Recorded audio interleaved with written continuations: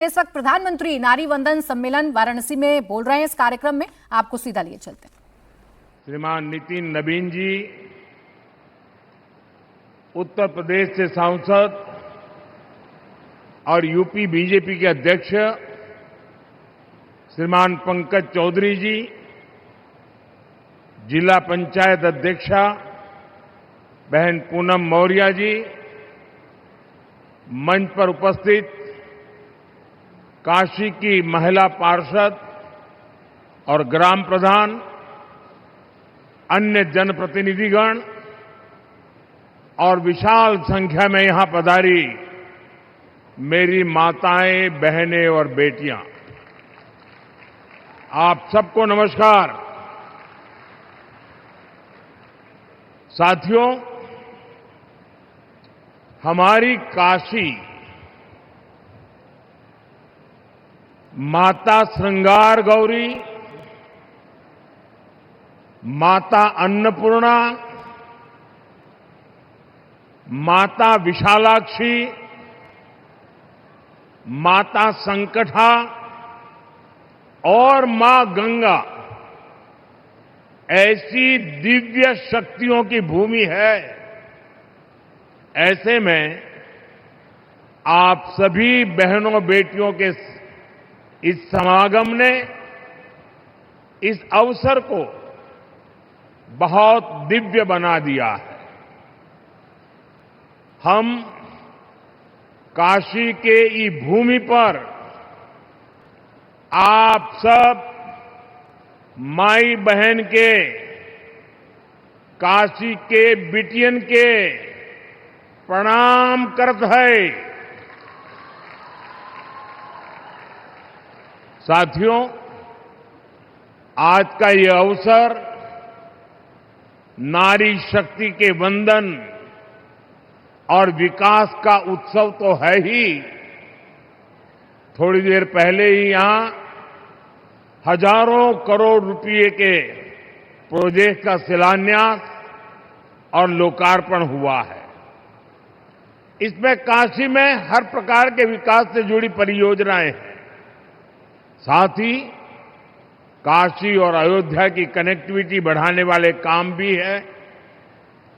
कुछ देर पहले 2 अमृत भारत ट्रेनों को हरी झंडी दिखाई गई है। काशी से पुणे और अयोध्या से मुंबई, ये दोनों अमृत भारत ट्रेनें यूपी और महाराष्ट्र की कनेक्टिविटी को और बेहतर बनाएगी। अब मुंबई, पुणे सहित पूरे महाराष्ट्र के लोगों को अयोध्या धाम और काशी विश्वनाथ धाम पहुंचने का एक और आधुनिक विकल्प मिल गया है। मैं इस शुभ आरंभ के लिए देशवासियों को बधाई देता हूं। साथियों, भारत को विकसित बनाने का मिशन अनवरत चल रहा है। और जब मैं विकसित भारत की बात करता हूं तो उसका सबसे मजबूत स्तंभ भारत की नारी शक्ति है। आज इस कार्यक्रम में आप सभी बहनों बेटियों से एक महायज्ञ की शुरुआत के लिए आशीर्वाद लेने के लिए मैं आया हूं। काशी के सांसद के तौर पर, देश के प्रधानमंत्री के तौर पर मुझे देश हित के एक बड़े लक्ष्य की प्राप्ति के लिए आप सबका आशीर्वाद चाहिए।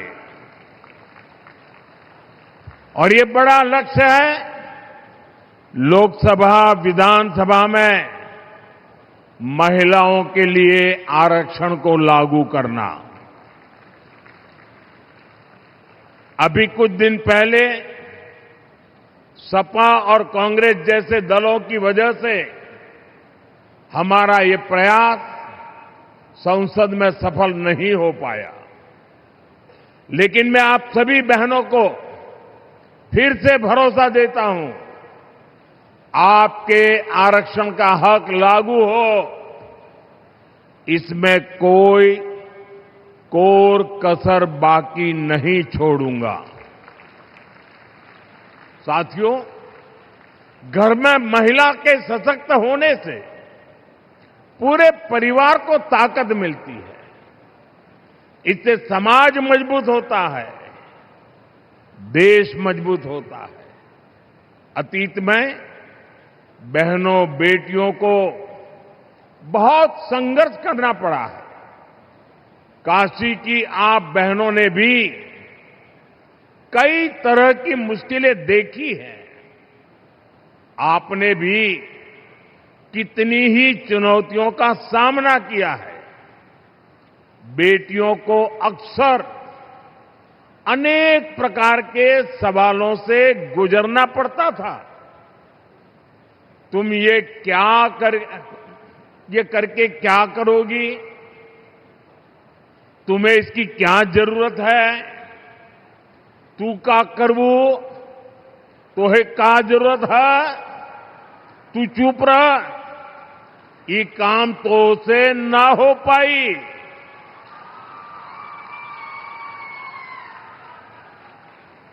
और कई बार तो सवाल भी नहीं पूछे जाते थे, सीधे फरमान सुनाया जाता था, ये तुम्हारे बस का काम नहीं है। साथियों, ऐसी परिस्थितियां सिर्फ काशी की बहनों के लिए रही हो, ऐसा नहीं है। देश की अधिकतर बहन बेटियों के ऐसे अनुभव रहे हैं और इसको सहज मान लिया जाता था। इसलिए मैं जब 25 साल पहले गुजरात में मुख्यमंत्री बना था, तो सबसे पहले मैंने ऐसी धारणाओं को तोड़ने का प्रयास किया। उस दौरान बेटियों के लिए समर्पित 2 बड़ी योजनाएं शुरू की गई थी। एक थी शाला प्रवेशोत्सव, स्कूल में बच्चियों का एडमिशन, ताकि बेटियां ज्यादा संख्या में स्कूल पहुंचे, बीच में ही उनका स्कूल न छूटे। और दूसरी थी मुख्यमंत्री कन्या केळवणी निधि, ताकि बेटियों की फीस में उनकी मदद की जा सके। साथियों, तब से लेकर आज तक हमारी सरकार की नीतियों में निरंतर महिला कल्याण को सर्वोच्च प्राथमिकता दी गई है।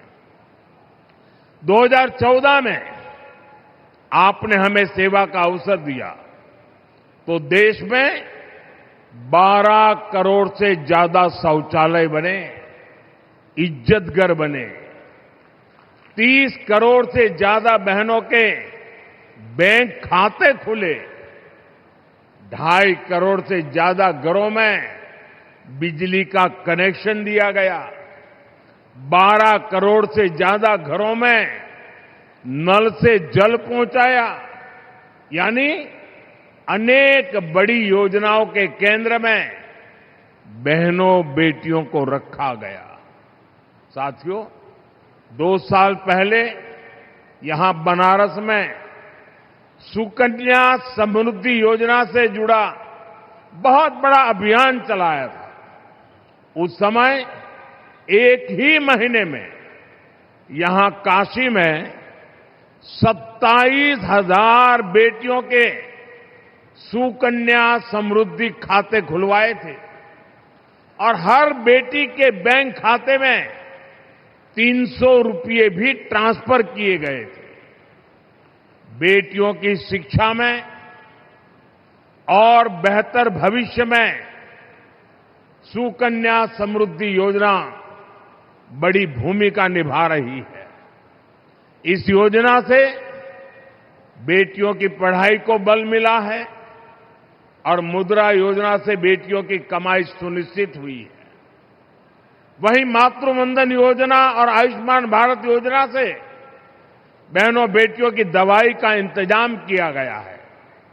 साथियों, पढ़ाई, कमाई और दवाई के साथ ही करोड़ों बहनों के नाम पर पहली बार कोई प्रॉपर्टी रजिस्टर हुई है।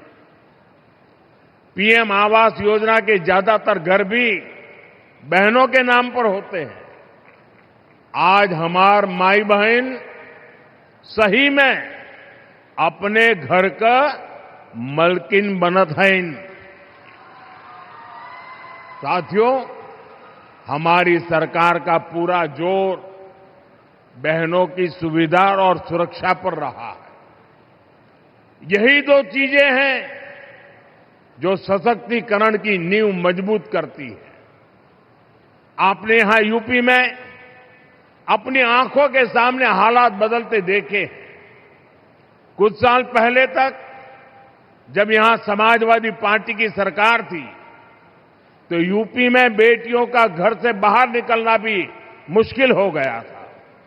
लेकिन अब बीजेपी सरकार में बेटियों के विरुद्ध गलत सोच रखने वाला अच्छे से जानता है कि उसका अंजाम क्या होगा। साथियों, भारतीय न्याय संहिता ने भी बहनों बेटियों को सुरक्षा का नया भरोसा दिया है।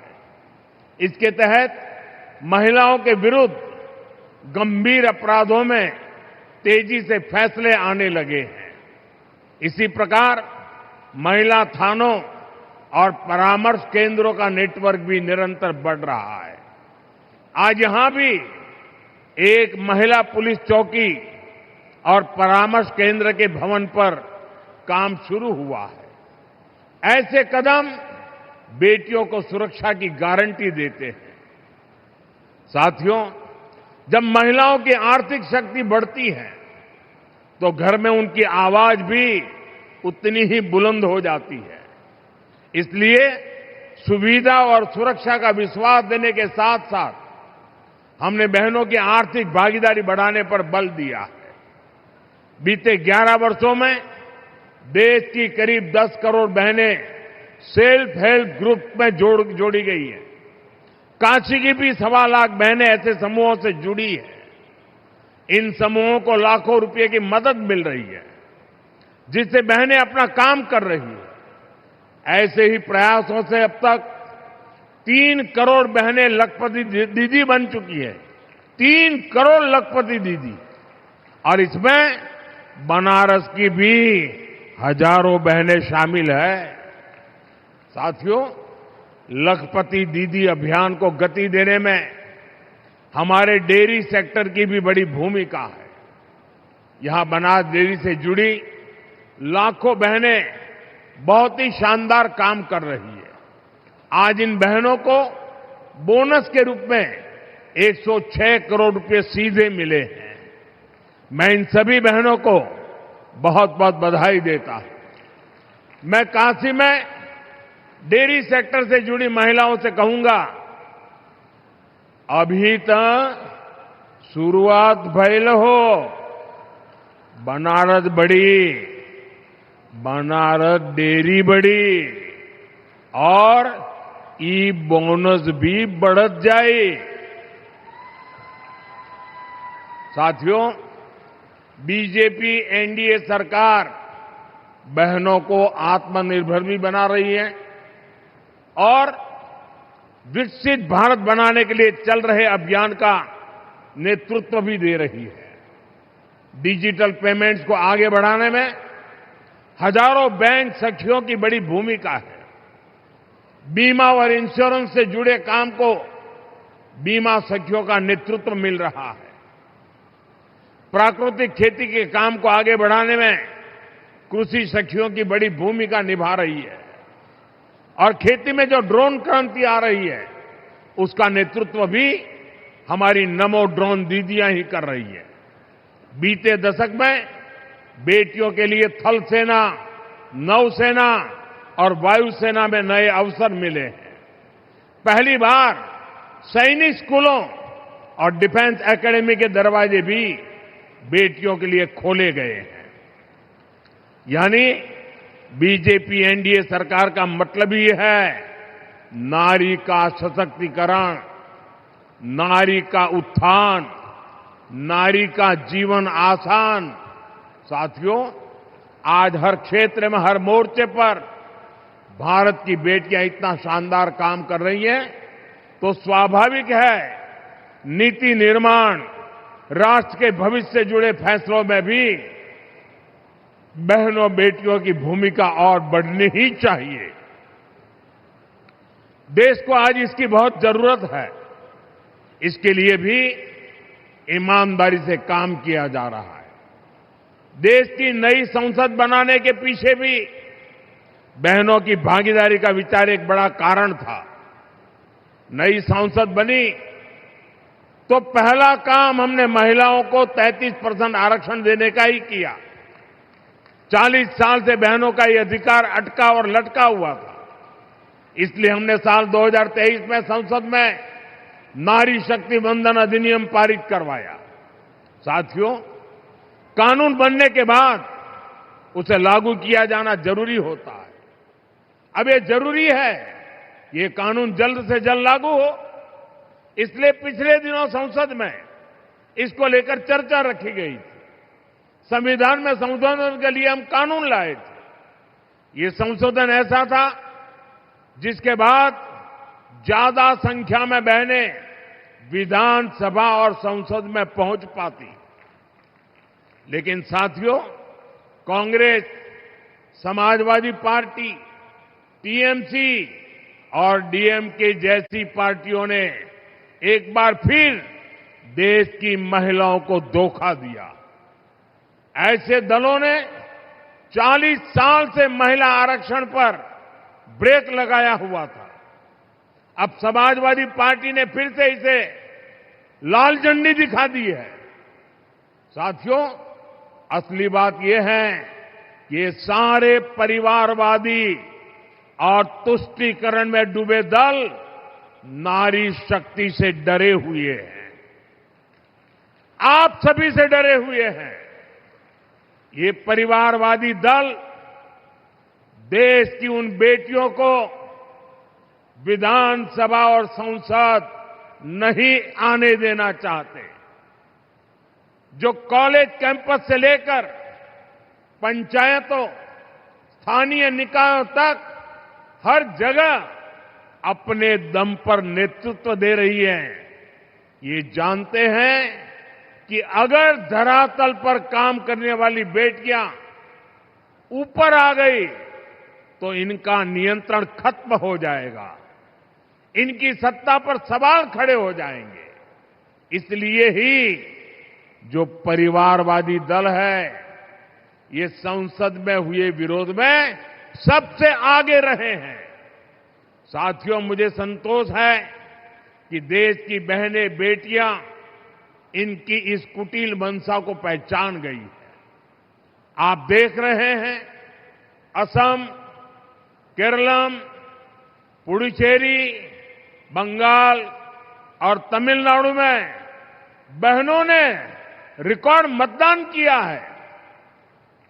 महिला आरक्षण विरोधी दलों को अंदाजा नहीं है कि बहनों का ये वोट महिला विरोधी इन दलों को सजा देने के लिए हुआ है। साथियों, बीजेपी एनडीए सरकार का एक ही मंत्र है, नागरिक देवो भव। देश के नागरिकों की पढ़ाई, कमाई, दवाई, सिंचाई और सुनवाई, ये हमारी प्राथमिकता है। इसी भाव के साथ आज यहां काशी के विकास को भी विस्तार दिया गया है। गंगा जी पर सिग्नेचर ब्रिज बनने से पूर्वांचल की कनेक्टिविटी और सशक्त होगी। साथियों, बीते एक दशक में काशी उत्तर और पूर्वी भारत का एक बड़ा आरोग्य हब बनकर उभरा है। 500 बेड का मल्टी सुपर स्पेशलिटी अस्पताल काशी के हेल्थ केयर इकोसिस्टम को और मजबूत करेगा। इसके अलावा 100 बेड के क्रिटिकल केयर ब्लॉक का भी शिलान्यास किया गया। इससे गंभीर बीमारियों के इलाज के लिए एक बहुत बड़ी सुविधा काशी में जुड़ेगी। साथियों, गंगा जी की साफ सफाई हो, घाटों के विकास से जुड़ा काम हो, या शासन प्रशासन से जुड़े भवनों का निर्माण हो, हर हुआ और भवानीपुर में किसानों के लिए भंडारण सुविधाएं हो, वृद्धाश्रम हो, महिला छात्रावास हो, ये सब काशी के संवेदनशील विकास का ही प्रमाण है। इन कार्यों से बनारस के लोगों को ही सबसे ज्यादा फायदा हो रहा है। साथियों, काशी की विरासत, यहां की धरोहर को सशक्त करने का अभियान भी निरंतर चल रहा है। संत कबीर स्थली का विकास और नगवा स्थित संत रविदास पार्क का जीर्णोद्धार, ये हमारे इसी अभियान का हिस्सा है।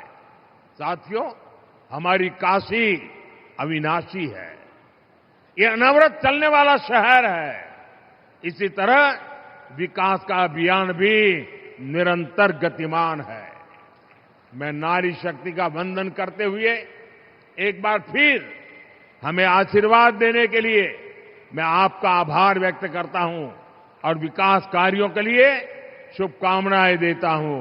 मेरे साथ बोलिए, भारत माता की, भारत माता की, भारत माता की, वंदे वंदे वंदे, हर हर महादेव।